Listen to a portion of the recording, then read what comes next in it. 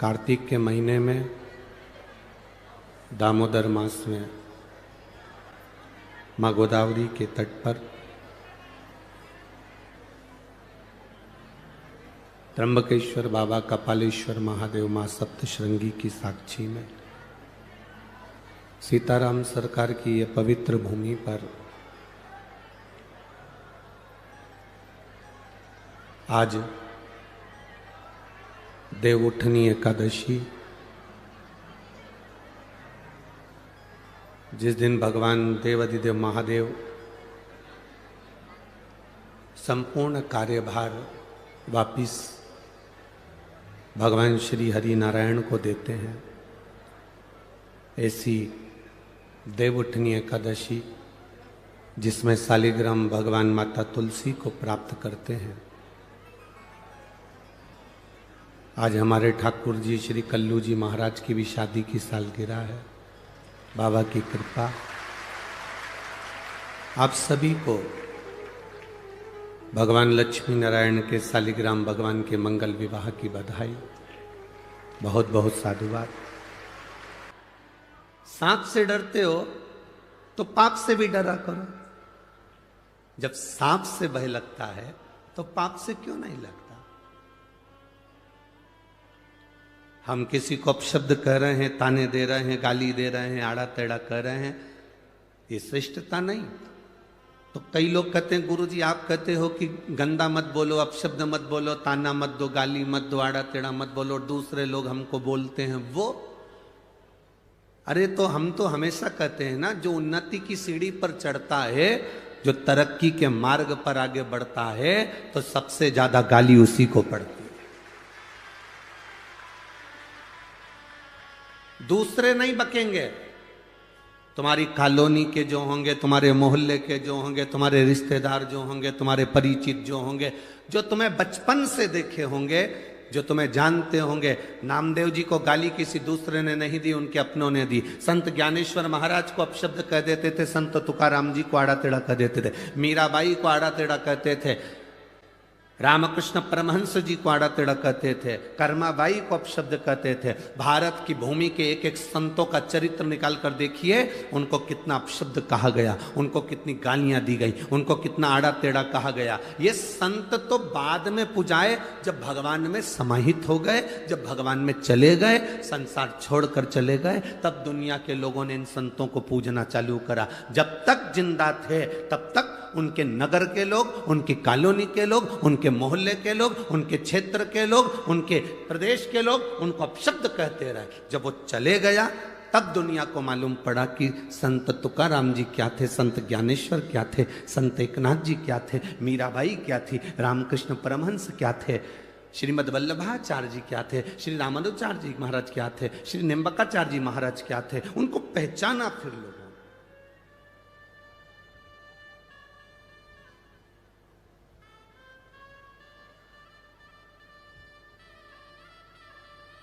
चर्चा किसकी होती है? जो मर गया उसकी कभी चर्चा होती है क्या? अरे जम के तो बोलो।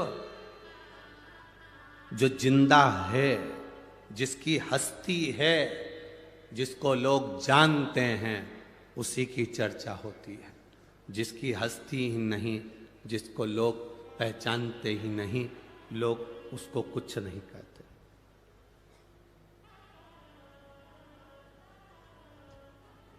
जितनी गाली दुनिया में किसी को नहीं पड़ती होगी, उतनी गाली बेचारे मोदी को पड़ती होगी।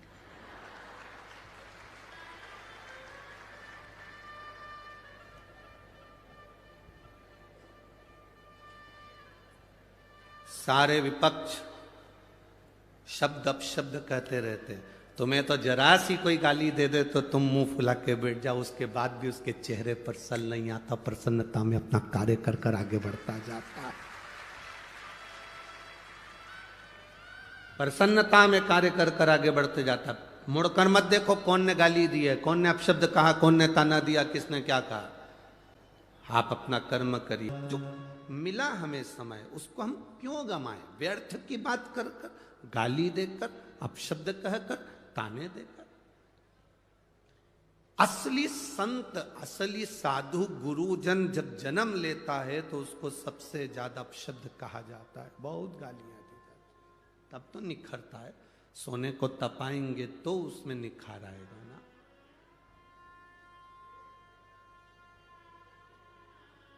जब तक निखारेंगे नहीं तब तक उसका रस तत्व प्राप्त नहीं होगा। मीराबाई जहां रहती थी आसपास के लोग मीरा को गालियां दिया करते थे, अपशब्द कहते थे। कर्मा जहां रहती थी वहां लोग उनको अपशब्द कहते थे। जो आता था वो हंसी उड़ा कर ताना देकर उनके परिचित भी उनको अपशब्द कह देते थे। बाद में चले गए जब उनके महत्व को जाना कि मीरा, कर्मा, नरसिंह मेहता, नामदेव, ध्रुव, प्रहलाद क्या थे। प्रहलाद को अपशब्द कहे, ध्रुव जी को अपशब्द कहे। जब चले गए तब मालूम पड़ा कि ये थे क्या, है क्या।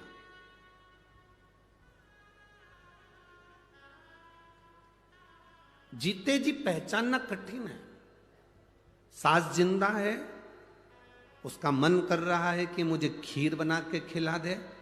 बहू से 4 बार बोल चुकी, खीर नहीं खिलाई।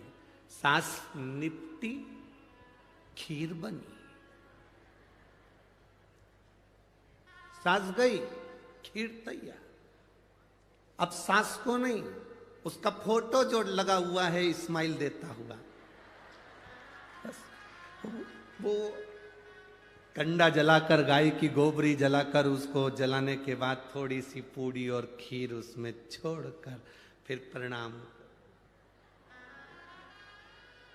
सास फोटो में विचार कर रही, मैं कहते कहते मर गई तो नहीं खिलाया। मरने के बाद पूड़ी और खीर को मिला के फोटो में चिपकाया। सास बिचारी सिर पे पल्लू डाली, फोटो में ऐसी कैसी मुस्कुराती रही, पूड़ी चिपकी रही। पूरे साल श्राद्ध आई तब पूड़ी और खीर निकली, अगले साल की फिर चिपकी।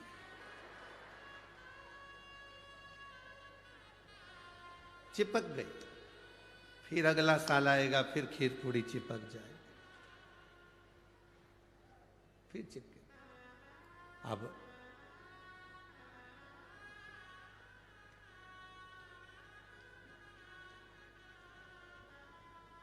हमारा तो केवल इतना सा निवेदन है, जब तुम्हारे बच्चे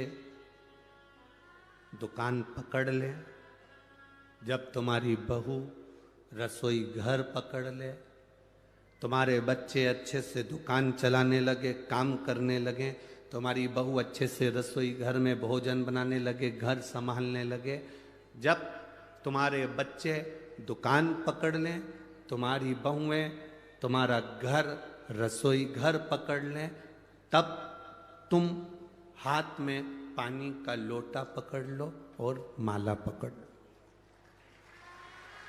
बस एक लोटा जल चढ़ाना प्रारंभ कर दो। नी पकड़ोगे, 2-4 कदम चलने की आदत डालो। दिन भर सोफे पर पड़े रहते हो, मोबाइल रिमोट हाथ में पड़ा रहता है, पड़े पड़े घर में शरीर में बीमारी बढ़ती चली जाती है। दूध वाला दूध देने आता है, घंटी बजाता है तो भी नौकर जाता है। कोई आया तो नौकर दरवाजा खोलता है, भोजन वाली, कपड़े वाली, बर्तन वाली, भांडे वाली सब आती है। तुम अकेले केवल मोबाइल और टीवी, इसके सिवाय डेंटिंग, पेंटिंग और कुछ भी। शरीर बेकार हो जाएगा, कोई काम नहीं आएगा। कम से कम 1 लोटा पानी लेकर जब तुम शंकर जी के मंदिर में चलकर जाओगी, पैदल चलकर जाओगी, तो लोग ये जान भी जाएंगे कि हमारे नगर की सेठानी कम से कम मंदिर आती है, और शरीर भी ठीक रहेगा और बाबा की शरणागति रहेगी। तुम्हारे बेटे दुकान पकड़ ले, तुम्हारी बहुएं घर पकड़ ले, रसोई घर पकड़ ले, तो तुम हाथ में 1 लोटा जल और हाथ में माला पकड़ लो। ये 2 चीज अगर नहीं पकड़ पाए तो फिर पलंग पकड़ लो। फिर डॉक्टर क्या कहेगा? पलंग पकड़ लिया, थायराइड गड़बड़ हो गया, शुगर ऊंची नीची हो रही, बीपी ऊंचा नीचा हो रहा, घुटने दुख रहे, कमर में गैप आ गया, न जाने कितनी कितनी बीमारियां मनुष्य को घेरती चली जाती है। उसका कारण इतना सा है कि तुमने सही समय पर माला नहीं पकड़ी, तुमने सही समय पर पानी का लोटा नहीं पकड़ा, तुमने सही समय पर शिव महापुराण नहीं पकड़ी, तुमने सही समय पर बाबा का नाम नहीं पकड़ा, इसलिए फिर बाद में पलंग पकड़ना पड़ा। पलंग पकड़ो उससे पहले माला पकड़ो। पर कई लोगों की आदत रहती है, जब तक पलंग नहीं पकड़ते तब तक माला भी नहीं पकड़ते।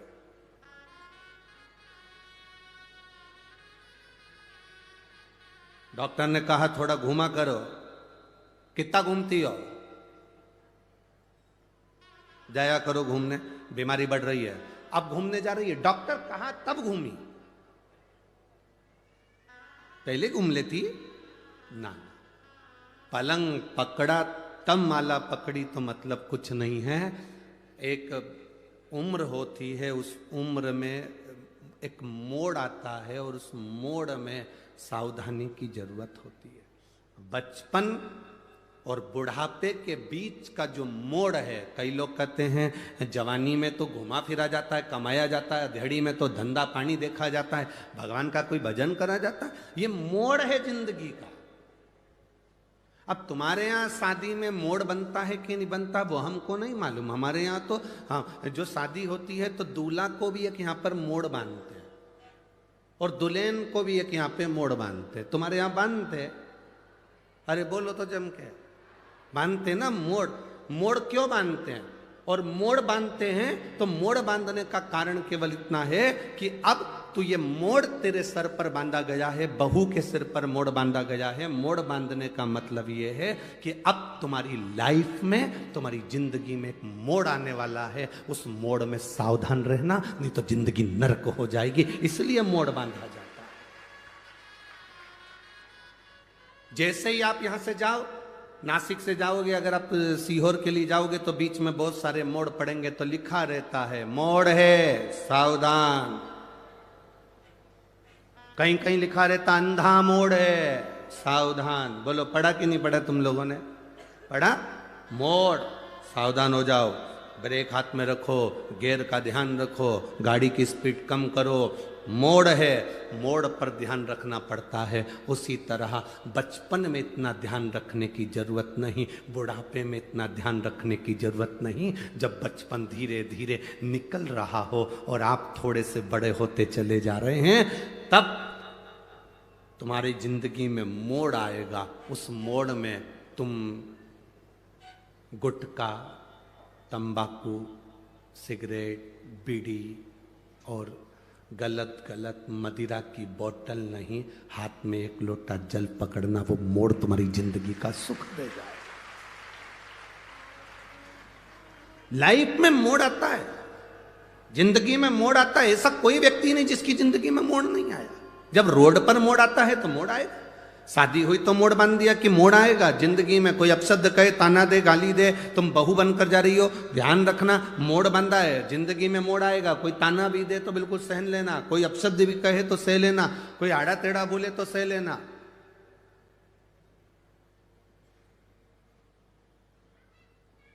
कहीं इधर उधर भटकना मती। आज देव उठनी एकादशी है, बेल भाजी आंवला, उठो देव सांवरा। देवता उठेंगे, तुम्हारे यहाँ के भी देवता बहुत सारे उठेंगे और बहुत शादियां होंगी, बहुत शादियां। विवाह चालू आज से हो जाए। उनको समझाना जिंदगी में मोड़ आए तो सावधान रहे। आते मोड़। माता अहिल्या को देखकर ब्राह्मण की धर्म पत्नियों ने अपशब्द कह दिया, जब उनके बस की नहीं रही। अब देखो, माता अहिल्या के पास में रहती हैं ब्राह्मण, उनके नजदीक में रह रहे हैं ब्राह्मण और ब्राह्मण की पत्नियां, बिल्कुल लगा हुआ घर है। कोई संत, कोई सदगुरु के पास में जो रहता है, फिर वही कथा कह रहे हैं, स्मरण में रहे। तीन को समझाना सबसे कठिन काम है। एक, अपनी पत्नी को, दूसरा अपने पुत्र को और तीसरा अपने पड़ोसी को। समझाना कठिन है। पत्नी को समझाना भी कठिन है, पुत्र को समझाना कठिन है।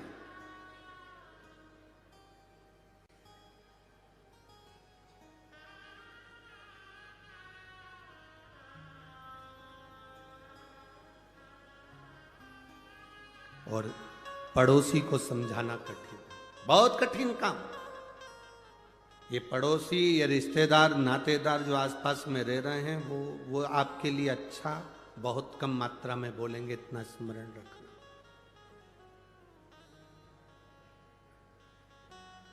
दुनिया के लोग आपकी तारीफ कर देंगे, पर आपके नजदीक रहने वाला आपकी तारीफ नहीं करेगा। वो कुछ ना कुछ तुम्हारी बुराई कर देगा, आप शब्द कह देगा।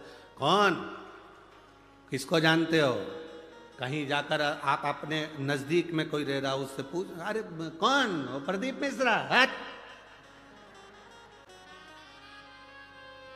वो तो बेवकूफ बना है। सबको एक लोटा पानी दे दिया, चढ़ाओ, बीमारी भी ठीक हो रही है। पता नहीं क्या सीख के आया हो क्या।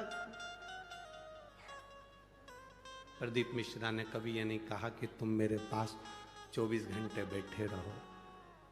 यहाँ इतने लोग बैठे हैं, ईमानदारी से कहना, आप लोगों से मिलने का भी हमको समय नहीं रहता।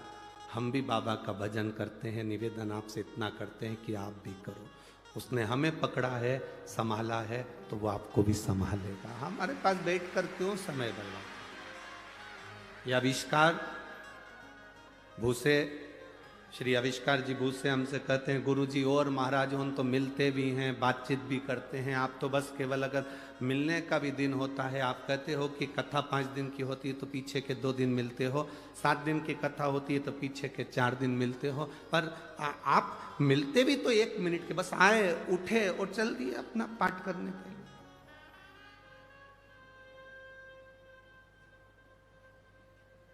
अच्छा, ईमानदारी से बोलो, तुमको हम समय देंगे,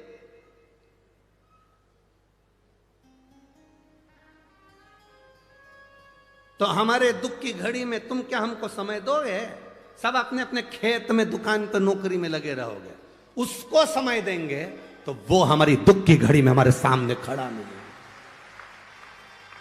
तकलीफ की घड़ी में वो खड़ा। पर आपकी आदत ऐसी होगी, तुम अपने रिश्तेदार को समय देते हो बहुत, शादी में समय देते हो बहुत, फैशन में समय देते हो बहुत, खाने में समय देते हो बहुत, जितने स्टॉल लगे हैं शादी में सब निपटाते हो सब। भले पानी पूरी के लिए मुंह कितना ही चौड़ा करना पड़ा, पर खाते जरूर, समय देते। श्रृंगार में समय दिया, रिश्तेदार को समय दिया, परिवार को समय दिया, बेटे को समय दिया, बेटी को समय दिया, कुटुंब को समय दिया, सबको समय दिया। और एक बार एक्सीडेंट हो गया, कहीं बीमारी आ गई, वेंटिलेटर पर पड़े हो, वेंटिलेटर पर पड़े हो, बीमारी आ गई, एक्सीडेंट हो गया, तकलीफ आ गई, कष्ट आ गया, आखिरी का समय पलंग पर पड़े हो। अब अंदाजा लगाना कौन कितना समय दे रहा। बेटियां भी बांट लेती हैं, तू मम्मी को देखने कब जाएगी, तू 8 दिन चली जाना, फिर पीछे के 8 दिन में चली जाऊंगी क्योंकि बच्चों की एग्जाम है। भैया, बड़े भैया को कहा तुम चले जाना, छोटे ने कहा कि एक काम करना, 8 दिन में हॉस्पिटल में रह लूंगा, 8 दिन तुम रह लेना। जिसको तुमने समय दिया पूरी जिंदगी, पड़ोसियों को समय दिया, वो कौन से हॉस्पिटल में बैठ गए। जिसको समय दिया, आजमा कर देखना, तुम पर जब दुख आता है, उस दुख की घड़ी में जितने रिश्तेदार सब मुंह मोड़कर बैठ जाते हैं। और जिसको तुमने समय नहीं दिया, मेरे देव अधिदेव महादेव को, मेरे शिव को, मेरे बाबा को, जिसको तुमने समय नहीं दिया, केवल एक जरा सा समय दिया था, 1 लोटा जल चढ़ाना है। अपने नासिक में शिव पुराण की कथा हुई, जैसे भिंड में होने जा रही है, 28 तारीख से, फिर जलगांव में होने जा रही है 5 तारीख से। ऐसे तुम अपने नजदीक में अगर शिव पुराण हो रही है, अपने नजदीक में शिवालय है, जहां तुम अपना समय दे रहे हो, ये समय तुम अपनी डायरी में लिखकर जरूर रखना कि मैं 1 घंटे पहले कथा में पहुंची थी, वहां पहुंचकर मैंने श्री शिवाय नमस्तुभ्यम का जप किया, प्यासे को पानी पिलाया, घर से 4 रोटी बनाकर ले गई थी, अचार का फिंगर बनाकर, पुंगा बनाकर, गुट्टा बनाकर अपनी अपनी पड़ोसन को दे दिया था, उन्हें खाया, पानी पिया, उसका पुण्य मेरे खाते में है। मैंने बाबा को समय दिया, बाबा ने मेरी दुख की घड़ी में, आखिरी में डॉक्टर कह देता है अब मेरे बस की बात नहीं है, मेरे हाथ में नहीं है। डॉक्टर जब कह दे कि अब तेरे हाथ में नहीं है, अब उसके हाथ में है, मतलब समझ लेना अब उसने आपको अलग से समय दिया, और थोड़े बहुत भी ठीक हो गए तो समझ लेना उसने आकर संभाल लिया था, समय दे दिया, समय दिया उस गौतम बाबा, गौतम ऋषि और माता अहिल्या से उनके पास में रहने वाले ब्राह्मण ब्राह्मणी जो निवास करते थे, उनके अंदर ईर्ष्या जागृत हो गई। कोई दूसरा नहीं, नजदीक पड़ोसी, पास में रह रहे, नजदीक में रह रहे।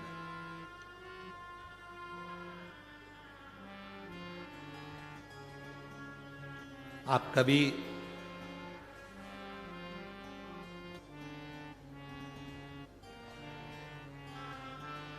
अब जब गौतम ऋषि के नजदीक में रहने वालों ने चाल चली, ब्राह्मणियों ने अपने अपने पतियों से कहा कुछ भी हो जाए, यह गौतम ऋषि मेरी आंखों में, अहिल्या और गौतम ऋषि हमारी आंखों में खटक रहे। जब व्यक्ति बहुत उन्नति की ओर बढ़ता जाता है, तरक्की की ओर बढ़ता जाता है, तो कई लोग ऐसे हैं नजदीक में रहने वाले, उनकी आंखों में खटकने लगता है, खटक रहा। तुम रोज रोज शंकर जी के मंदिर में जल चढ़ाने जाओ तो तुम खटकने लगोगे लोगों को। ये चल दी सियोर वाला महाराज की चेली, ये देखो हो गई पागल, ये भी टीवी पे कथा सुन सुन।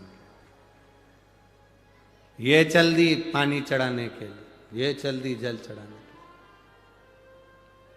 आग लगे बस्ती में, क्या किसको रोइए, चादर तान के सोइए। कहने दो, बोलने दो, अब शब्द कहेगा, कहने दो।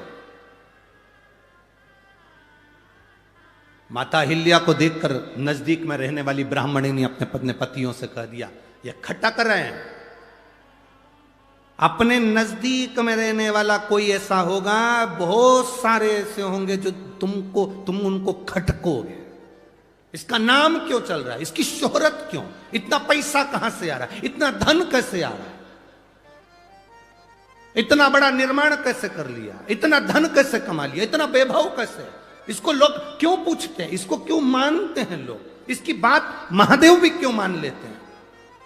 ये कथा में कहते हैं, भजन में कहते हैं, स्मरण में कहते, क्यों स्वीकार करते, बहुत को खटके। गौतम ऋषि और माता अहिल्या क्यों खटके नजदीक वालों को, उसका कारण इतना सा था, नगर में पानी नहीं गिरा, क्षेत्र में पानी नहीं गिरा। सारे नगर के लोग गौतम ऋषि की धर्म पत्नी अहिल्या के पास आए। माता माता माता, कई लोगों ने कहा अहिल्या के पास चलते हैं, गौतम ऋषि से कहेगी, जब गौतम ऋषि इतनी शंकर जी की भक्ति करते हैं, गौतम ऋषि शंकर का इतना भजन करते हैं, तो जरूर वो पानी गिरवा सकते हैं। सब आए अहिल्या माता के पास में। अहिल्या जी ने गौतम ऋषि से कहा नगर में पानी नहीं, क्षेत्र में पानी नहीं, कुछ करिए। भगवान गौतम ऋषि ने शंकर जी की आराधना करी, बाबा का भजन करा। जो भजन किया, भजन करते से ही जल वृष्टि प्रारंभ हो गई। जल वृष्टि प्रारंभ, अब जल वृष्टि हो गई, चारों तरफ जय जय घोष हो गई, गौतम ऋषि की जय हो, माता अहिल्या की जय हो। धन्य है ऐसे ऐसे ऋषिवर, धन्य है ऐसी माता, धन्य। पूरे नगर में हाहाकार मच गए, क्षेत्रों में हाहाकार मच गए। दुनिया के लोग गौतम ऋषि से मिलने के लिए आने लगे, उनको प्रणाम करने आने लगे, उनको नमन करने लगे। माता अहिल्या की जय जयकारी होने लगी। बड़ी सतीवान है, बड़ी पतिव्रता, परमेश्वर को मानने वाली है, उसकी जय जयकार होने लगी। वो जय जयकार इन ब्राह्मण की पत्नियों को नहीं सुहाया, जो पड़ोस में रहते थे उनको नहीं सुहाया। तुम्हारी जय जयकार तुम्हारी प्रबलता लोगों को नहीं सुहाएगी, पर तुम घबराना नहीं। पड़ोसन ने कह दिया ये खटक रहे, इनको निकालो। और तब ब्राह्मणों ने गणेश जी का हवन करा। गणेश जी आए, कहा इन पर तुम गौ हत्या का दोष लगा दो। गणेश जी बोले ऐसा मत करो। क्यों कर रहे, उसने क्या बिगाड़ा तुम्हारा? कुछ तुम्हारे गाली दी, अपशब्द कहा, कभी तुमसे मिला, कभी तुमसे आड़ा टेढ़ा कहा, कभी तुम्हारा मिलन हुआ, कभी तुम्हारे लिए उसने कुछ अपशब्द कह दिया? नहीं, तो फिर तुम क्यों कह रहे हो? नहीं, हमको खटक रहा, हमको खटक रहा, हमको ठीक नहीं, हमको श्रेष्ठ नहीं लगा, ये हमें खटक रहा। ठीक है, अगर ये तुम्हें खटक रहा है, गणेश जी महाराज मन पर पत्थर रखकर स्वयं दुबली पतली दुर्बल गाय बन गए और गाय बनकर गौतम बाबा के आश्रम की ओर चले। गौतम बाबा ने आज तक किसी गौ माता को एक कंकर उठाकर नहीं मारा था, क्योंकि गौतम ऋषि को मालूम था एक बार राजा जनक मार्ग से जाती हुई गाय को हटा दिए थे साइड में से, तो उनको भी नरक जाना पड़ा था, उनको भी नरक। अब उनके स्मरण में है गौ माता की भक्ति किसको कहते हैं, उन्होंने नहीं उठाया। पर गाय जब नजदीक की ओर आने लगी, जहां शिवलिंग था उस शिवलिंग के पास में गौ माता आने लगी, तो उन्हें छोटी सी एक हल्की सी दुर्बा कत्राड़, छोटा सा, इतना छोटी दुर्बा पतली गाय को बस ऐसा करा और गाय थोड़ी सी आगे बढ़ी और प्राण छूट गए। सारे ब्राह्मण इकट्ठे हो गए, ये गौतम बाबा की गौ हत्या कर दी, इनको धक्के मारकर निकाल दो। निकालने की तैयारी हो गई, अब शब्द कहा, गौतम ऋषि की आंख में जल भर गए। अहिल्या देवी रोने लगी।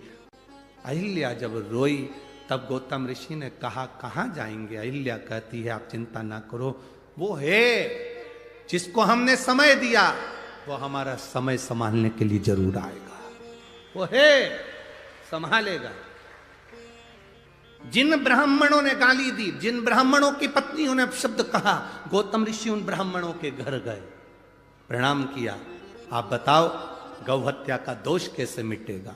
1000 वर्ष तक तुम्हें तप करना पड़ेगा, साधना करना पड़ेगी, भूखा रहना पड़ेगा, भोजन नहीं करना है, गोबर पर लिपे हुए पर बैठकर तप साधना करनी है, जंगल में रहना पड़ेगा, और गंगा को अपने घर तक लेकर आना पड़ेगा, तब तुम्हारा ये पाप ब्रह्म हत्या का, गौ हत्या का कटेगा।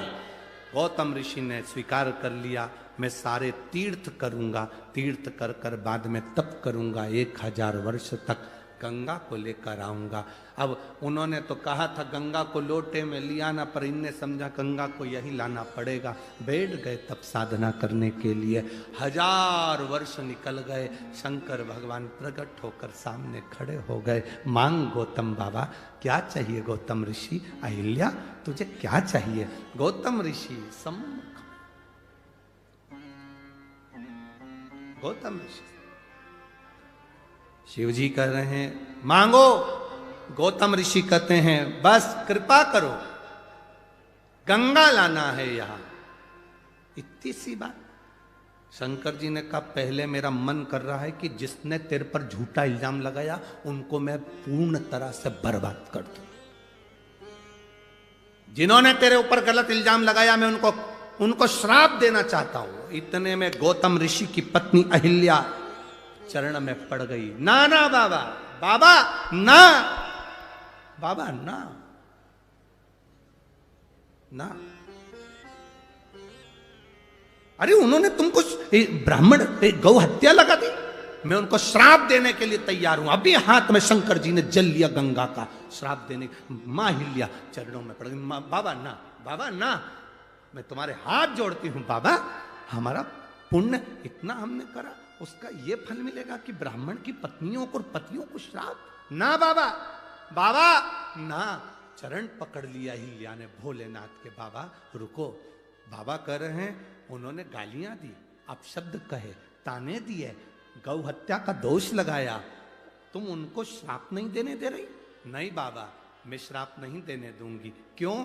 क्योंकि बाबा अगर वो हम पर दोष नहीं लगाते, गाली नहीं देते, ताना नहीं देते, गौ हत्या नहीं लगती, तो आप भी तो नहीं आते, आप भी तो नहीं आते। जब हमको गालियां पड़ी, जब अपशब्द कहे, ताना दिया, आड़ा टेढ़ा कहा, जब हमारे ऊपर दोष पर दोष लगाए, हम भक्ति में डूबे रहे, तभी तो आपका दर्शन हुआ है ना बाबा। अगर वो नहीं होते तो आपका दर्शन कैसे होता बाबा? बस आप मिल गए ना बाबा, उनको छोड़ो, आप तो गंगा को लाइए। शंकर भगवान ने 7 जटा में से 7 केश को ऊंचा किया, गंगा की धार गोदावरी बनकर निकलकर प्रकट हो गई,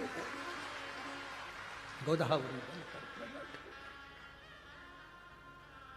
भागीरथ बाबा गंगा को लाए थे और गौतम बाबा गंगा को लाए थे।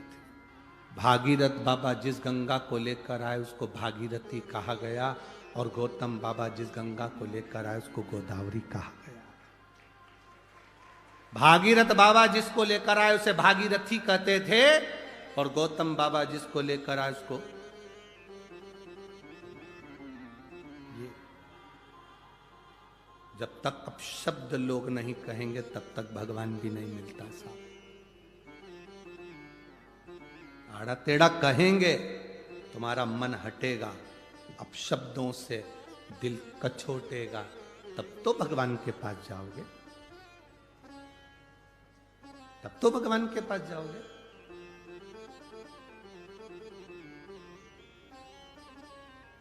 भगवान के पास जीव जाता कब है? जब दुनिया का वो वहां पर अपन जाते हैं गंगा नहाने के लिए, वहां लिखा रहता हरिद्वार। क्या लिखा है? बोलो बोलो, जम के बोलो। हरिद्वार। हरिद्वार का मतलब क्या होता है? जब अपना द्वार बंद हो जाए तो हरि का द्वार खुला है। अपने द्वार से जब धक्का दे दिया जाए तो हरि का द्वार खुला है। अपना द्वार बंद हो जाए तो हरि का द्वार खुला है। उसका नाम हरि द्वार है। तुम्हें सब ठुकरा दे तब उसके पास जाओ, सब धक्का दे दे तब उसके नजदीक, सब अपशब्द कह दे तब उसके करीब में जाओ। शिव कथा कहती है, जब हमारे विश्वास को हम दृढ़ कर लेते हैं तब परमात्मा को मिलने में देरी नहीं होती। माता अहिल्या, गौतम बाबा शंकर भगवान से कहते हैं अब आप यहीं पर रुको। ब्रह्मा और भगवान विष्णु भी दर्शन करने पधारते हैं, तो भगवान माता अहिल्या और भगवान स्वयं गौतम बाबा ने हाथ जोड़कर कहा आप भी यहां पर विराजो। ब्रह्मा, विष्णु और महेश 3 त्र्यंबक के रूप में, शिवलिंग के रूप में, त्र्यंबकेश्वर के रूप में विराजित हो। सारे 12 ज्योतिर्लिंग में जितने भी 12 ज्योतिर्लिंग हैं, उन ज्योतिर्लिंगों में स्वयं शिव हैं, पर त्र्यंबकेश्वर की पवित्र भूमि पर ब्रह्मा, विष्णु और महेश तीनों।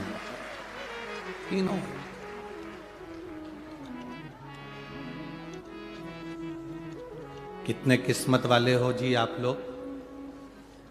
आपके भाग्य की सराहना हो कि त्र्यंबकेश्वर की पवित्र भूमि के नजदीक में रह रहे हो। अपने अपने घर जाकर एक बार राइनोन से नजर उतरवा लेना, ये शिव की कृपा है, ये बाबा की करुणा है। आप अगर शंकर के नजदीक में हैं तो आप भाग्यशाली हैं। शिव के नजदीक में अगर आप हैं तो आप भाग्यशाली हैं। बाबा तो बाहर रहता है, उसका नियम है, नासिक यहां रह गया, त्र्यंबकेश्वर वहां रह गया, दूर है वो शहर से, एकांत। आप लोग अगर कुबेरेश्वर धाम आए होंगे तो आप लोगों ने दर्शन करा होगा, सीओर 9-10 किलोमीटर उधर रह गया और कुबेरेश्वर बाबा इधर, कुबेर भंडारी इधर। आप में से कितने लोग हैं जो कुबेरेश्वर धाम कभी आए हो? आए हो सब लोग? रखिए याद, कभी मौका मिले तो जिंदगी में एक बार कुबेरेश्वर बाबा की उस धरा पर आकर कंकर शंकर रखकर उसकी पूजन कर कर उससे दिल से प्रार्थना कर कर जरूर आना। जो दे मांगा वो दिया, जो मांगा वो दिया, वो देता जरूर है। कई लोग आते हैं दिवाली मनाने के लिए, दीपावली के अवसर पर आते हैं। आज कई लोग कह रहे थे गुरुजी देव दीपावली आज है क्या? अब हम उनको क्या कहें कि कथा चल रही है देव दीपावली, यहाँ कथा 25 को विराम होगी और 26 तारीख की देव दीपावली है। 25 को तो यहाँ विराम हो जाएगा, 26 को आएगा ना देव दीपावली का पर्व। तो बाबा क्या देता है ये आपको मालूम पड़ेगा। आपको कल कथा में कहा था देव दीपावली के दिन 7 दीप 7 पुष्प का पूजन अवश्य करें। खजाना लुटाता है। जैसे हमारे यहाँ कुबेरेश्वर धाम पर दिवाली के दूसरे दिन सुबह 9 बजे से 12-1 बजे तक खजाने का काम रहता है। बाबा का जो दीपावली का खजाना रहता है वो लुटाया जाता है, वो दिया जाता है। लोग उसको लेने के लिए दीपावली की रात्रि को वहाँ पहुँचते हैं, विश्राम करते हैं, लेते हैं, सुबह चले, फिर उसको अपने अलमारी तिजोरी में रोक रख ले, फिर पहुँच जाते हैं अगले साल। बाबा इतना भर देता, फिर पहुँच। शिव कृपा शंकर। किसी ने एक पत्र में लिखा था, क्या भक्त को इतना जिद्दी होना चाहिए? क्या भक्त को इतना जिद्दी होना चाहिए? हम कहते क्यों नहीं होना चाहिए? भक्त भी तो उसी के हैं जो जिद्दी है। भक्त भी तो उसी के हैं जो विष पी सकता है, चंद्रमा मस्तक पर ले सकता है, गले में सोने के कंठे नहीं रुद्राक्ष धारण कर लेता है, जो बाघंबर पहनकर भस्म रमाकर दिन रात भक्ति में डूबा रहता है। कोई वो साधारण नहीं, उसके भक्त साधारण नहीं, आपकी भक्ति साधारण नहीं। आप उसके सहारे जी रहे, आप उसके भरोसे जी रहे, आप उसके सहारे जी। क्यों नहीं मिलेगा? समय आता, आगे वर्णन किया है, बड़ा सुंदर संवाद कहा। आपकी भक्ति का जो बल है, आपका जो विश्वास, आपकी जो दृढ़ता, आपका जो आनंद, कहे माता अहिल्या स्वयं भगवान गौतम बाबा ने ब्रह्मा विष्णु और महेश तीनों को एकत्रित कर दिया इस पवित्र भूमि पर। पवित्र भूमि पर तीनों को। इतने भी अफसर बन जाओ, पर इतना याद रखना कि अंत समय में, आखिरी में तुमने जितनी डिग्रियां प्राप्त करी है वो डिग्री काम नहीं आती। अंत समय में जो तुमने भजन करा है वो डिग्री काम आती है। तुम्हारे पास में कौन कौन सी डिग्री है वो तुम जानो। तुम कितने बड़े ओहदे पर बैठे हो वो तुम जानो। तुम्हारे पास में कितनी बड़ी पद है, कितनी बड़ी प्रतिष्ठा है वो तुम जानो। ये इंजीनियर की डिग्री और ये सारी डिग्रियां सीए की हो, डॉक्टर की हो, कलेक्टर की हो, एसपी की हो, कमिश्नर की हो, मंत्री की हो, संतरी की हो, कलंतरी की हो, ये सारी डिग्रियां केवल यहीं पृथ्वी पर चलती है।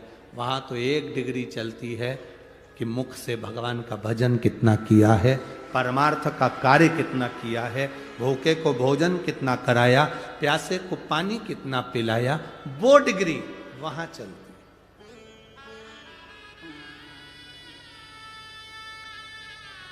तुम साड़ी पहन रही हो,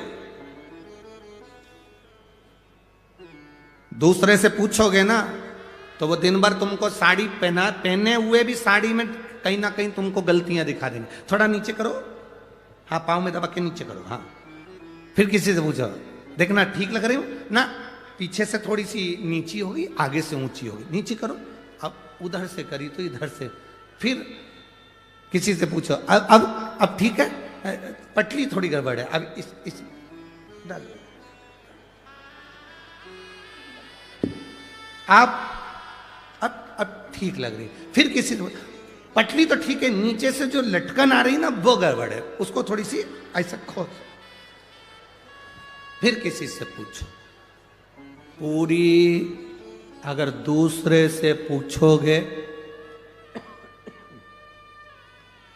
10 लोगों से पूछोगे तो कभी आप सफल नहीं हो सकते। अपना श्रृंगार करा है, कहीं किसी से मत पूछो, दर्पण के पास जाओ, कांच के सामने जाकर खड़े हो जाओ, कांच आपको बता देगा कि आप कैसे लग रहे हो।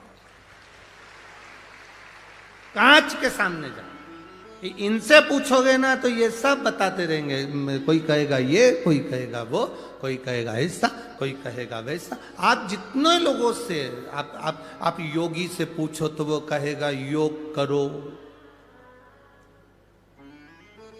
पंडित जी से पूछोगे तो कहेगा भगवान को पाना है तो यज्ञ करो। योगी से पूछो तो कहेगा योग करो। भोगी से बोलोगे तो कहेगा भोग करो।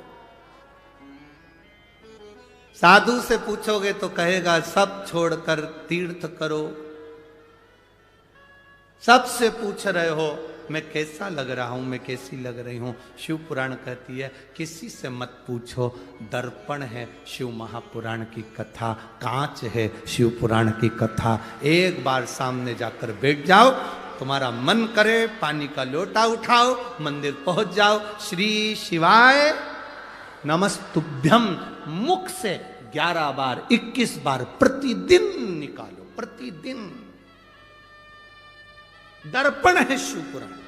दूसरे से पूछोगे वो बताएंगे क्या हो गया, मेरे को दुख है, दुख है ऐसा करिए, जाओ वहां जाकर भभूति लिया ना, वहां जाकर बेल बांध दिया ना, वहां नारियल बांध दिया ना। किसी के यहाँ गए, कहीं का कोई घूम रहा था, उससे पूछ लिया तुम बता दो मेरे को तकलीफ बहुत सारी है। उसने कह दिया तेरी पड़ोसन ने तेरे ऊपर कुछ कराया। अब पड़ोसन से संबंध अच्छे थे, बेचारी से बिगाड़ा हो गया। फिर किसी ने कह दिया तेरी बहू बुरी आ गई, किसी ने कहा बेटा ही बुरा हो गया, किसी ने कह दिया तेरी बहू मायके से करा के लाई थी इसलिए तू बीमार पड़ गई। बस व्यर्थ की बातें दिमाग में भर लिए, कचरा इकट्ठा कर लिया।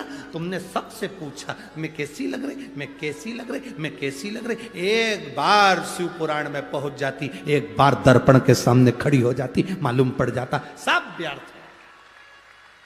ये सारा ढोंग प्रपंच कहीं नहीं। कोई कहे तुमसे कि किसी ने तुम्हारे ऊपर कुछ कर दिया, किसी ने कह दिया तुम्हारे ऊपर तुम्हारी बहू ने कुछ कर दिया, किसी ने कह दिया सास ने कुछ कर दिया, किसी ने कहा मेरी दुकान उसने बंद कर दी, किसी ने कहा उसने ये बंद कर दिया। अगर ये तंत्र मंत्र काम करते होते तो दुनिया के लोग सबसे पहले वो दिल्ली में बैठा है।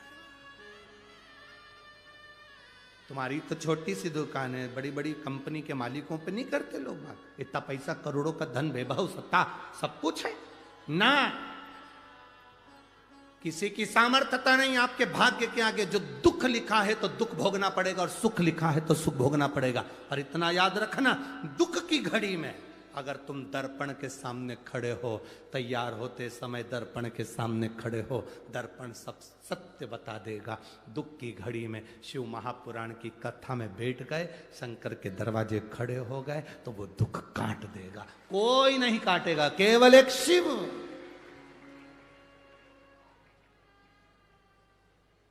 भगवान ओघड़दानी तुम्हारी तकलीफ काट देगा। आखिरी में मिलना भी किससे, उसी से तो जाकर मिलना है। प्राण छूटने के बाद तुम में से कितने लोग हैं जो कहीं और लेकर जाते होंगे? हमको तो नहीं लगता मरने के बाद सब लोगों को शमशान लेकर जाते हैं। शिव तुझे श्राप देता हूं, तू शमशान में निवास करेगा। शंकर भगवान कहते हैं मुझे कहीं जाना ही नहीं पड़ेगा, आखिरी में सब मुझसे मिलने यही आ जाएंगे। क्या करूंगा,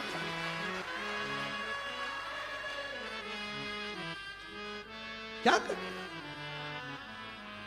पार्वती जी ने शिव जी से एक बार कहा था देखो प्रभु सब इधर उधर जाते हैं, लक्ष्मी जी भी जाती है, सरस्वती भी जाती है, इंद्राणी भी जाती है, इंद्र भी जाते हैं, विष्णु भी जाते हैं, तुम कहीं नहीं जाते। भगवान शंकर के मैं जाकर करूंगा क्या? सबको यहीं आना है, मैं जाकर क्या करूंगा? शमशान एक ऐसी जगह है, व्यक्ति कितने भी गंदे कपड़े पहनकर मरा हो, आखिरी में उसको नहलाकर, इत्र लगाकर, तैयार कर कर, डेंटिंग पेंटिंग कर कर, फिर अच्छे कपड़े में लपेट कर लेकर जा। जिंदा हो तब तक तुम्हारे कपड़े का नाप लिया जाता है, मरने के बाद डायरेक्ट जाकर कह दो कपड़े वाले के यहाँ, भैया मर गया, कफन देना, जरा कपड़ा देना, बिना नाप के दे देता है। उसको कैसे मालूम कि इतनी हाइट होगी? जिंदा थे, कंपनी का कपड़ा पहना, ये कंपनी का, वो कंपनी का, घड़ी पहनी कंपनी की,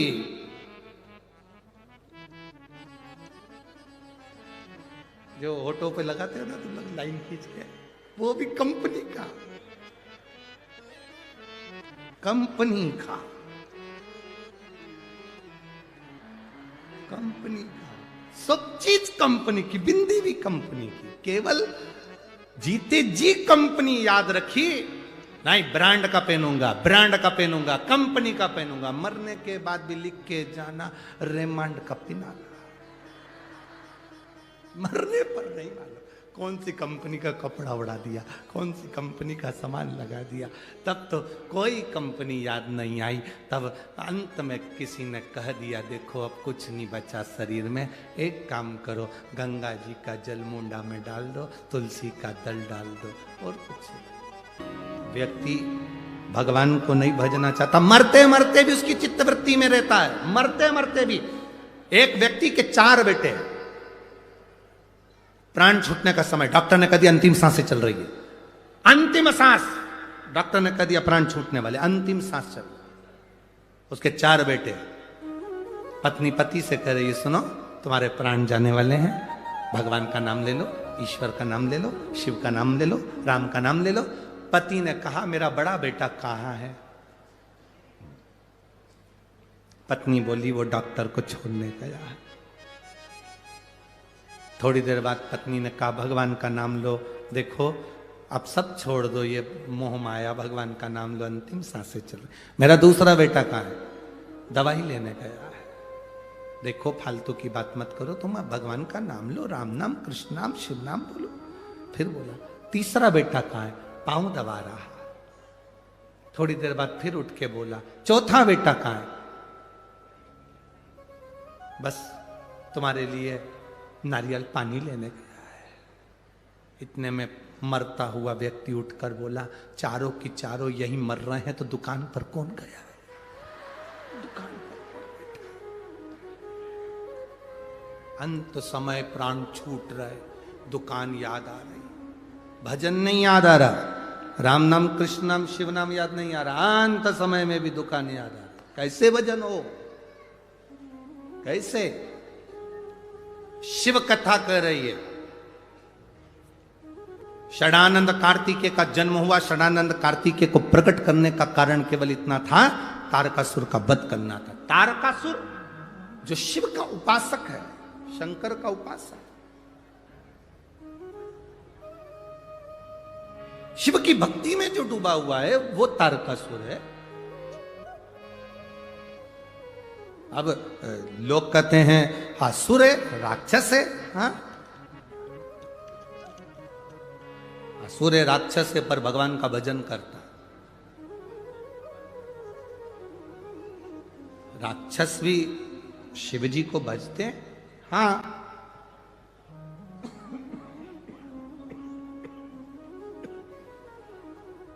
राक्षस भी शिव जी को भजते हैं। हाँ, भजते हैं।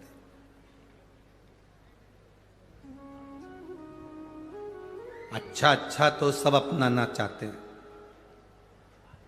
ए मेरी जीजियों, जीजाओ, अच्छा अच्छा तो सब अपनाना चाहते हैं, ताजी रोटी तो सब खाना चाहते हैं, बासी कौन खाएगा?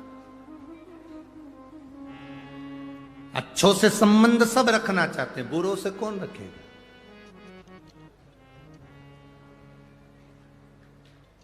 जब अच्छे कपड़े तुम पहनना पसंद करते हो, अच्छा भोजन करना पसंद करते हो, अच्छे घर में रहना पसंद करते हो, तो अच्छे से भगवान के मंदिर जाना भी तो प्रारंभ करो, तो ये सब अच्छा मिलना प्रारंभ हो जाए। जो मनुष्य का शरीर मिला, मानव की देह मिली, जो ये शरीर 83,99,999 योनि काटने के बाद ये शरीर मिला। 84,00,000वें नंबर का ये शरीर है। 83,99,999 योनियां कटी, तब हम मनुष्य बने। और ये मानव शरीर यूं ही कमा दो। तुम्हारे गांव में, तुम्हारे शहर में, तुम्हारे खेड़े में तुम्हारा जीजा पटवारी बन जाए। कौन बन गया पटवारी? जम के बोलो, जम के। जीजा, तुम्हारे जीजा जी पटवारी बन गए। तो जीजा जी क्या कहते हैं? देखो मैं पटवारी बन गया हूं, तुम्हारे गांव का हूं, तुम्हारे खेड़े का हूं, तुम्हारे नगर का हूं, जितने काम करवाना है अब भी करवा लेना। मैंने सुना है मेरा ट्रांसफर होने वाला। तो तुम क्या करोगी? जल्दी जल्दी, जीजा जी पटवारी हैं, जल्दी था खसरा निकलवा, जमीन के कागज निकलवा, जो करवाना अब भी करवा लो, क्योंकि जीजा जी, बोलो बोलो, जम के बोलो, पटवारी हैं। और जीजा जी ने कह दिया जो करवाना है अभी करवाओ, ट्रांसफर हो जाएगा मेरा तुरंत। थोड़े दिन के बाद मेरा ट्रांसफर होने वाला है, इसलिए तुम्हें जो करवाना है, अभी मैं पटवारी हूं तो कर लूंगा। जितना अच्छा अच्छा काम करवाना है, जितना तुम्हें काम करवाना है अब भी करवाओ, फिर मेरा ट्रांसफर हो जाएगा। उसी तरह भगवान के भक्त कहते हैं अभी मेरा मनुष्य का शरीर मिला है, मतलब मैं पटवारी हूं। जितना दान करना है कर लो, भजन करना है कर लो, पुण्य करना है कर लो, नाम जाप करना है कर लो, फिर मेरा ट्रांसफर हो जाएगा। ये शरीर गया, ट्रांसफर हुआ, फिर ना भजन कर पाओगे, ना कीर्तन कर पाओगे, ना नाम